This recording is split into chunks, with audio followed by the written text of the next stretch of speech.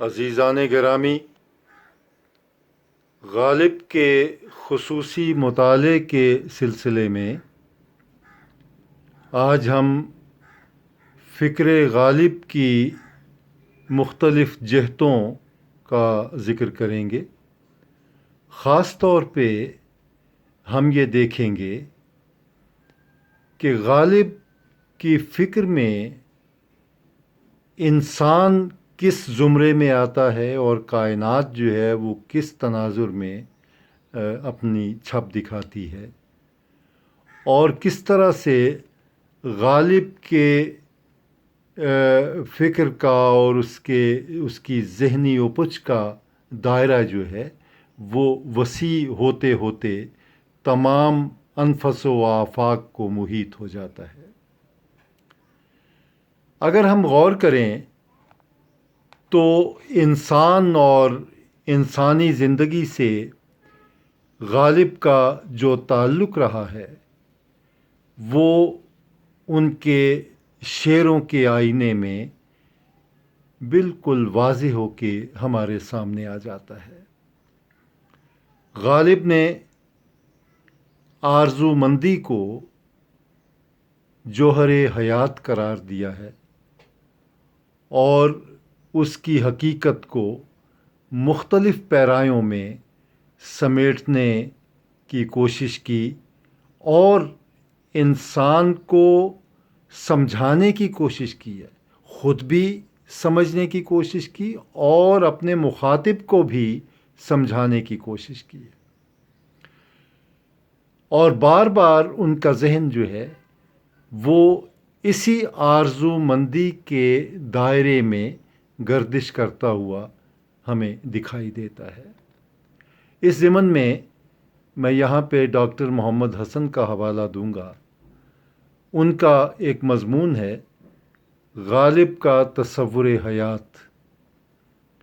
اس مضمون میں وہ لکھتے ہیں کہ کلام غالب میں درد و الم اور آرزو مندی باہم دست و گریباں نظر آتے ہیں۔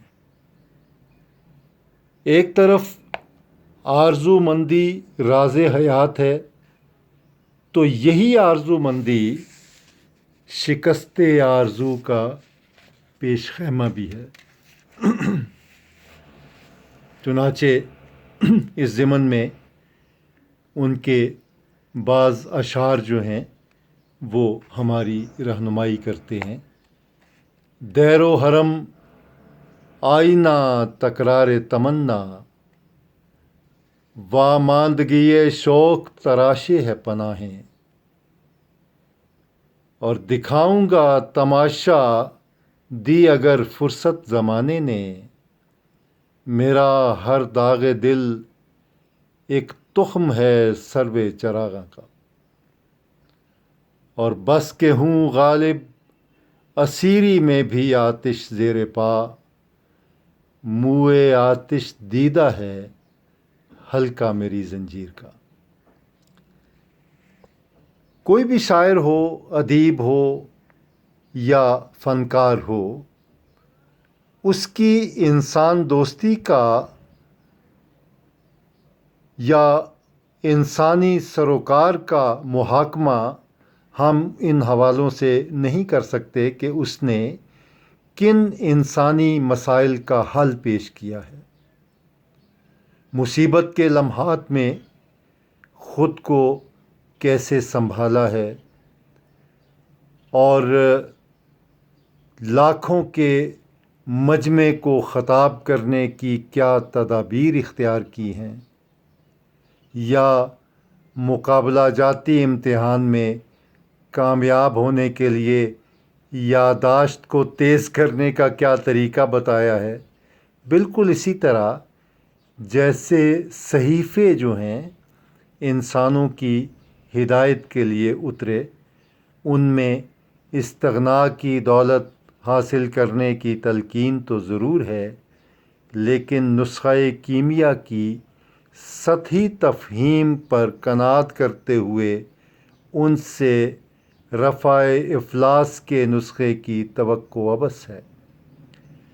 یہ جوہر آرزو ایک ایسا پیمانہ ہے یا ایک ایسا طیف ہے جس سے فکر غالب کی مختلف جہات پھوٹتی ہوئی نظر آتی ہیں، خواہ وہ غم روزگار ہو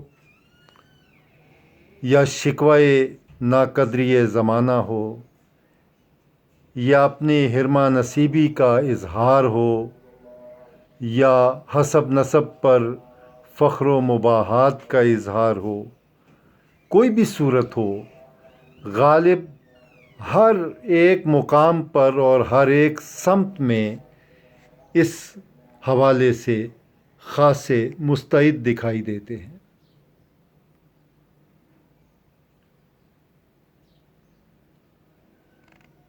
ایک حوالہ یہاں پہ میں پھر پیش کروں گا، اور وہ حوالہ ہے سید وحید الدین کا۔ ان کا مضمون ہے غالب کا حسن فکر اور حقیقت آگہی۔ اس مضمون میں وہ لکھتے ہیں کہ افراسیاب سے نسبت اور سلجوقیوں نسل ہونے پر نازاں اور دامان خیال یار کے چھوٹنے کے اندیشے کے باعث ناامیدی کو توقف کا اشارہ دینے والے غالب سے ہم یہ توقع کیسے کر سکتے ہیں کہ وہ لاچاری اور بے بسی کے لہجے میں یہ اعتراف کر لے کہ نہ ہم میں کوئی دانائی تھی اور نہ ہم کسی ہنر میں بے مثال تھے، پھر بھی آسمان جو ہے وہ بلا وجہ ہمارا دشمن ہو گیا۔ دھیان میں لائیے غالب کا وہ شعر، ہم کہاں کے دانا تھے، کس ہنر میں یکتا تھے، مفت میں ہوا غالب دشمن آسماں اپنا۔ بلکہ اگر ہم اس کے حقیقی جذبے کی تہ میں اگر اتریں تو معلوم ہوگا کہ یہاں استفہام و استعجاب کے پیچھے اعتراف و خود سپردگی کے بجائے اصرار اور خود افروزی جو ہے وہ کار فرما ہمیں دکھائی دیتی ہے۔ یعنی ہم میں کوئی دانائی تھی، کوئی ہنر تھا جسے دیکھ کر آسمان ہمارا دشمن ہو گیا۔ دشمنی تو کسی صاحب ہنر سے کی جاتی ہے نا، اور پھر آسمان کی دشمنی جو ہے وہ تو انسان کی دانائی سے ہے، انسان کے ہنر سے ہے۔ تو ہم میں تو کوئی ایسا ہنر بھی نہیں تھا، کوئی ایسی دانائی بھی نہیں تھی، اور جس کے سبب آسمان جو ہے وہ ہمارا دشمن ہو جاتا۔ آپ دیکھیں کہ یہاں پہ کچھ سوالات جو ہیں وہ اٹھتے ہوئے نظر آتے ہیں۔ شمس الرحمن فاروقی صاحب نے غالب کے یہاں سوالات کی دو بنیادی نوعیتیں قرار دی ہیں۔ ایک کا تعلق کائنات کی اصل سے ہے، یعنی سوالات کی ایک نوعیت جو ہے وہ کائناتی ہے، اور دوسرے کا تعلق جو ہے وہ انسان اور کائنات میں اس کے وجود سے ہے۔ تو گویا دو ہی موضوعات ہیں غالب کے یہاں جو ان کی فکری اساس کو لے کر آگے چلتے ہیں، اور وہ ہیں کائنات اور انسان، اور ان دونوں کی حقیقت پہ غالب ہمیں غور کرتے ہوئے دکھائی دیتے ہیں۔ غالب کی نگاہ تفکر جو تھی وہ اس حقیقت کی بھی جستجو کرتی ہے کہ خود زندگی کیا ہے، زندگی کن عناصر سے ترتیب پاتی ہے، اور کس طرح سے یہ انسان کی ذات کے ساتھ اپنا سفر جو ہے وہ جاری رکھتی ہے۔ اس زندگی میں انسان کی کیا حیثیت ہے، اور پھر وہ یہ نتیجہ نکالتے ہیں کہ زندگی بے ثبات ہے اور انسان کی حیثیت اس نظام حیات میں ایک مجبور محض کی ہے، ایک بے اختیار ہستی کی ہے جسے کوئی اختیار حاصل نہیں اور جو جبریت کے نرغے میں ہے، اور اس کا وجود جو ہے وہ زبان حال سے اس بات کا شکوہ سنج ہے کہ زندگی میں غم کی حیثیت مستقل اور مسلسل ہے اور یہ سفر کبھی ختم نہیں ہوتا۔ میری تعمیر میں مضمر ہے صورت ایک خرابی کی، ہیولہ برق خرمن کا ہے خون گرم دہقاں کا۔ اور پھر یہ کہتے ہیں کہ قید حیات و بند غم اصل میں دونوں ایک ہیں، موت سے پہلے آدمی غم سے نجات پائے کیوں۔ ازل سے انسان جو ہے وہ انہی حالات کا شکار ہے۔ ہم اپنے گرد و پیش میں خود ہم بھی جب اپنی زندگی پہ غور کرتے ہیں تو یہ حقیقت جو ہے یہ واضح طور پہ ہمیں بھی دکھائی دیتی ہے کہ واقعی موت سے پہلے آدمی غم سے نجات پائے کیوں۔ غموں کا ایک انبوہ ہے جو انسان کو اپنے گھیرے میں لیے ہوئے ہے، اور زندگی کے سفر میں ایسے مرحلے آتے ہیں جب انسان کو اپنی ہستی کے بے ثبات ہونے کا بڑی شدت سے احساس پیدا ہوتا ہے۔ ہر خوشی پر غم کا سایہ منڈلا رہا ہے اور تغیر کا خیال اور فنا کا احساس اس کے دل و جگر کو آزماتا رہتا ہے اور کچوکے لگاتا ہے۔ ہر انسان کو زندگی کے ہر دور میں ان حقائق کا سامنا رہا ہے اور رہتی دنیا تک رہے گا۔ غالب نے ان حقائق کی ترجمانی اپنے مخصوص مفکرانہ پیرائے میں کی ہے اور اپنے دور میں بہت کچھ دیکھا اور زندگی کے بہت سے مظاہر کا انہوں نے مشاہدہ کیا ہے۔ لیکن وہ صرف اس دور کے تقاضوں تک محدود نہیں رہے کہ صرف اپنے عہد کے ہی جو حالات تھے اور انسان کی جو صورت اور کیفیت تھی اسی پہ ان کی نظر رہتی، بلکہ ان کی وسعت نگاہ ان اندیکھے نگار خانوں کے مناظر کو بھی حیطۂ تحریر میں لاتی ہے یا سامنے ان کی منظر نمائی کرتی ہے جو ہمارے دھیان میں نہیں رہتے، لیکن ایک فکری سطح پہ ایک کریٹیو جو ہے یا تخلیق کار جو ہے اس کے دھیان میں آتے ہیں۔ اس ہماگیری کا سبب یہ ہے کہ غالب نے اپنے زمانے میں زمانہ فردہ کی شاعری کی ہے، مستقبل کی شاعری کی ہے۔ حال میں بیٹھ کے انہوں نے مستقبل کے منظر ناموں کو اپنی بصیرت افروز نگاہ سے دیکھا ہے۔ نگاہ بصیرت دیدہ یہ غالب کو قدرت کی طرف سے عطا ہوئی تھی اور اس کو غالب نے جا بجا اپنی شاعری میں آزمایا ہے۔ چنانچہ شعری اظہار کی سطح پر جذبہ و خیال کے وفور کی طرح یہ وفور آرزو کا جو پہلو ہے یہ بھی ان کے یہاں نمایاں طور پر دکھائی دیتا ہے۔ غالب یہ باور کرانا چاہتے ہیں اور یہ یقین دلانا چاہتے ہیں کہ انسان کی عظمت کا راز اس میں ہے کہ جو جبر و ضبط وہ کرتا ہے اور غم مسلسل کو اپنے سینے سے لگائے ہوئے زندگی گزارتا ہے، وہ پوری ہمہ ہمی اور ہنگامہ خیزی کے ساتھ نہ صرف زندہ رہے، یہ احساس ہے اصل میں اس میں۔ یہ سارے پاپڑ وہ اس لیے بیلتا ہے کہ زندگی کا تصور اور زندگی کا احساس جو ہے وہ ہر لمحے اسے رہے اور اپنے ہم نفسوں کو بھی زندہ رہنے کا حوصلہ بخشتا رہے۔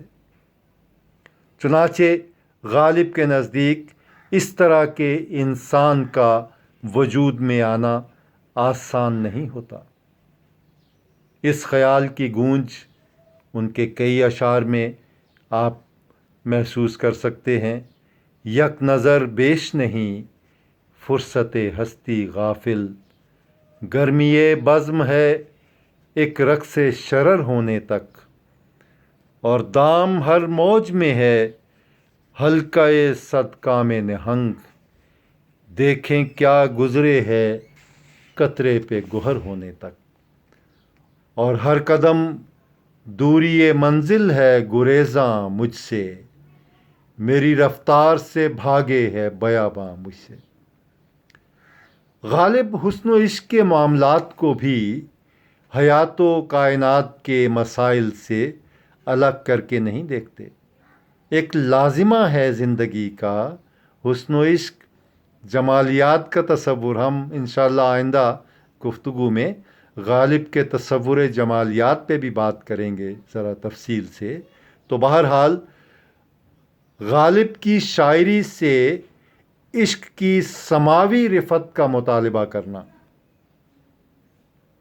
اس کی بلندی، اس کے ترفع کا مطالبہ، یہ اپنے اندر کسی بنیادی انسانی جبلت کے فقدان کا اعتراف کرتا ہے۔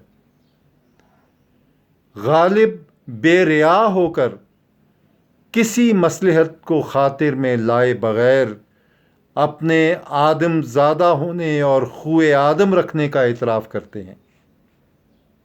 اسی لیے شاید بعض لوگوں کو غالب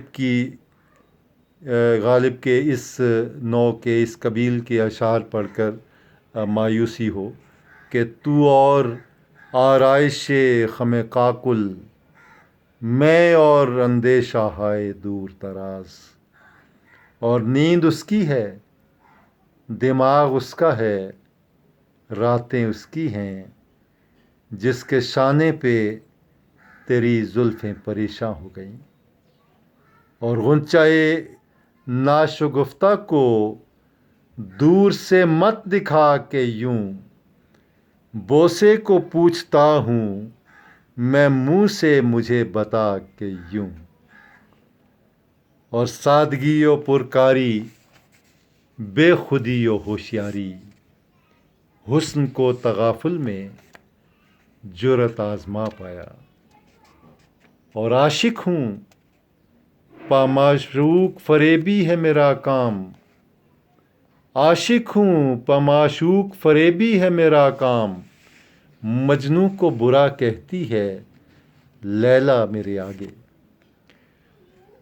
غور کریں اگر آپ تو دوستی اور نا اتفاقی یا حمایت یا ناانصافی یا حق تلفی اور قانونی چارہ جوئی وغیرہ جو ہیں، یہ انسانی زندگی کے عام حقیقی تجربات ہیں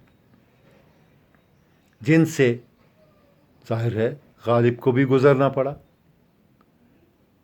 آپ اگر غالب کے جو زندگی کے مسائل تھے ان پہ غور کریں، کبھی پینشن کی بحالی کا مسئلہ ہے، کبھی معاصرانہ چشمک کی بنا پر جو مقدمے دائر کیے گئے ان کی اپیل کے عنوان سے دہلی اور کلکتے کی خاک چھانتے ہوئے نظر آتے ہیں، اور اس تجربے کو بھی غالب نے جس طرح اپنی ذات میں سمویا اور اپنے فن کا حصہ بنایا، یہ انہی کا کمال ہے۔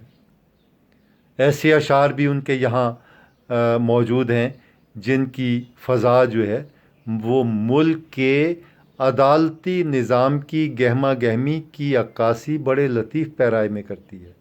صرف ذرا تھوڑا سا غور کرنے کی ضرورت ہے۔ کہتے ہیں جاں در ہوائے یک نگاہ گرم ہے اسد، جاں در ہوائے یک نگاہ گرم ہے اسد، پروانہ ہے وکیل تیرے داد خواہ کا، اور دائم الحبس اس میں ہیں لاکھوں تمنائیں اسد، جانتے ہیں سینہ پرخوں کو زندہ خانہ ہم، اور دل مدعی و دیدہ بنا مدعا علیہ، نظارے کا مقدمہ پھر روبکار ہے۔ اگر ہم دیکھیں تو غالب کے اشعار کا جتنا آپ مطالعہ کرتے چلے جائیں، اس میں رجائیت کے عناصر جو ہیں یا امید پرستی کے نکات جو ہیں، ان کا اگر ہم دیکھیں تو سرچشمہ جو ہے وہ یہی آرزو مندی ہے جس کا میں نے ذکر کیا۔ حسن کی تفصیل جو اوپر جن اشعار میں بیان کی گئی، میں نے آپ کی خدمت میں پیش کی، وہ تاریکی کی تہوں سے نکل کر بھی زندگی کا کوئی نہ کوئی روشن پہلو تلاش کر لیتے ہیں۔ یہ کمال ہے غالب کا۔ انتہائی گھپ اندھیرا ہو، تاریکی ہو، اس میں بھی وہ کوئی نہ کوئی امید کا چراغ روشن کر لیتے ہیں۔ وہ اس حقیقت کو اصل میں پا گئے ہیں، اس حقیقت کی تہ تک پہنچ گئے ہیں کہ اگر زندگی سے امید نکال لی جائے، اگر زندگی سے امید سلب کر لی جائے، تو پھر انسان کی جو اولو العزمی ہے، اس کا جو صبر و تحمل ہے، اور اس کی جو سچائی ہے، یہ تمام خوبیاں اور یہ اوصاف جو ہیں یہ خود بخود ختم ہو جائیں گے۔ تو اصل جو اس کا جوہر ہے، اس کی ذات کا، وہ یہی خوبیاں ہیں، وہ یہی اولو العزمی ہے، وہ یہی صبر و تحمل ہے، اور یہی سچائی ہے جس کی بنا پہ وہ ایک مستعد زندگی گزارنے کے لائق ہوتے ہیں۔ چنانچہ مظاہر کائنات کے حوادث کو آپ دیکھ لیجئے، اور ان سے اخذ ہونے والے نتائج کو آپ دیکھ لیجئے، تو بعض تلخ ترین اور حوصلہ شکن احساسات سے بھی غالب جو ہیں وہ کسب نشاط کا پہلو نکالتے ہیں، تلخی سے شیرینی کشید کرتے ہیں۔ یہ غالب ہی کا کام ہے، ورنہ عام آدمی جو ہے وہ شاید ایسا نہ کر سکے۔ اور تو اور وہ حسرت تعمیر اور وصال یار تو ایک طرف رہا، خیال یار اور مستی و ادا ہی سے سامان حیات جو ہے وہ فراہم کر لیتے ہیں۔ ہوں گرمی نشاط تصور سے نغمہ سنج، غور کیجئے شعر پہ، ہوں گرمی نشاط تصور سے نغمہ سنج، میں عندلیب گلشن ناآفریدہ ہوں۔ اور دل میں کیا تھا کہ تیرا غم جسے غارت کرتا، وہ جو ہم رکھتے تھے ایک حسرت تعمیر سو ہے۔ اور سنبھلنے دے مجھے اے نا امیدی، کیا قیامت ہے کہ دامان خیال یار چھوٹا جائے ہے مجھ سے۔ سبحان اللہ، واہ! سنبھلنے دے مجھے اے نا امیدی، کیا قیامت ہے کہ دامان خیال یار چھوٹا جائے ہے مجھ سے، اور نہیں نگاہ کو فرصت، نہ ہو نگار تو ہے، اور روانی روش و مستی ادا کیا کہیے۔ اب آپ دیکھیں کہ تاریکی سے کسب نور ہو رہا ہے، غم سے کسب نشاط ہو رہا ہے، اور صحرا اور بے گیاہ میں تپتی ہوئی ریت میں سے لالا زار کا نظارہ ہو رہا ہے۔ اور یہ غالب کی اس نکتہ سنجی کا کمال ہے جسے نقد شعر کی اصطلاح میں منفی جوہر کا نام دیا جاتا ہے، یا مابعد طبیعتی انداز میں دور از کار تشبیہ سے تعبیر کیا گیا ہے۔ کوئی میرے دل سے پوچھے تیرے تیر نیم کش کو یہ خلش کہاں سے ہوتی جو جگر کے پار ہوتا۔ واہ، کوئی میرے دل سے پوچھے تیرے تیر نیم کش کو یہ خلش کہاں سے ہوتی جو جگر کے پار ہوتا۔ قیامت ہے کہ ہووے مدعی کا ہم سفر غالب، وہ کافر جو خدا کو بھی نہ سونپا جائے ہے مجھ سے۔ واہ، آپ دیکھیں، آپ جتنا شعر کی پہنائی میں اترتے جائیں گے نئے جہان معنی آپ پہ کھلتے چلے جائیں گے۔ ایک دروازہ کھلتا ہے تو پھر اس میں داخل ہوں تو ایک اور دروازہ کھلنے لگتا ہے، وہ دروازہ کھلتا ہے اس میں داخل ہوں تو پھر ایک اور دروازہ، جہان معنی۔ گویا یہ معنی کی طلسم کاری ہے، اور کس طرح سے حقیقت انسان کو دریافت کرتے ہیں اس معنی کی طلسم کاری سے۔